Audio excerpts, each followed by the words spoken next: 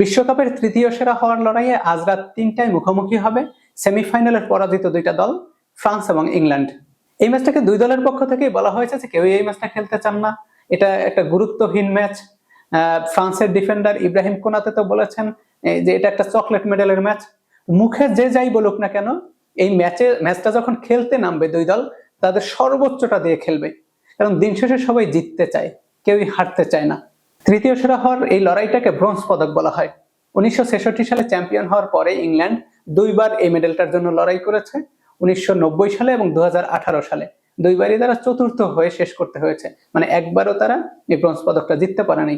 তো এবার তাদের সামনে সুযোগ প্রথমবারের মতো এই ব্রোঞ্জ পদকটা জিতে দেশে ফেরার। তো তারা সর্বোচ্চটা দিয়ে চেষ্টা করবে প্রথমবারের মতো এই পদকটা নিজেদের করে নেওয়ার।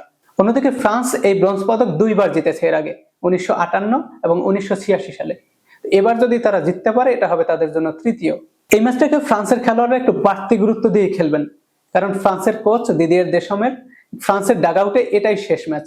এই ম্যাচ শেষে তিনি আর ফ্রান্সের কোচ হিসেবে থাকছেন না। তো ফ্রান্সের খেলোয়াড়রা ঘোষণায় দিয়েছেন যে এই ম্যাচটা জিতে তারা তাদের কোচ দিদিয়ের দেশমকে উপহার দিতে চাচ্ছেন।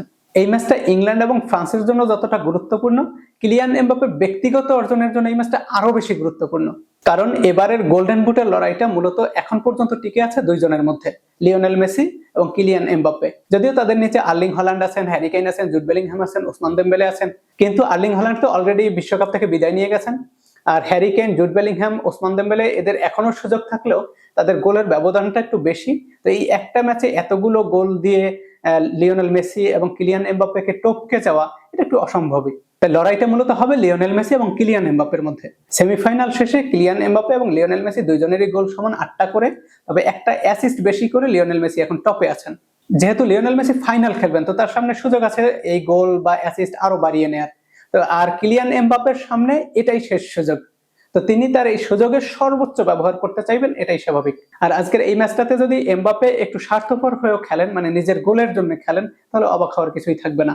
ইউরোপের এই দুই হেভিওয়েট দল এর আগে মুখোমুখি হয়েছে মোট 33 ম্যাচে, যার মধ্যে ইংল্যান্ডের জয় 17টি ম্যাচে, ফ্রান্স জিতেছে 9টা ম্যাচ, আর বাকি 7টা ম্যাচ ড্র হয়েছে। আর বিশ্বকাপের মঞ্চে এই দুই দল এর আগে মুখোমুখি হয়েছে 3বার, 1966, 1982 এবং 2022 কাতার বিশ্বকাপ। 1966 এবং 1982 সালের ওই দুইটা ম্যাচ ইংল্যান্ড জিতে নিয়েছে।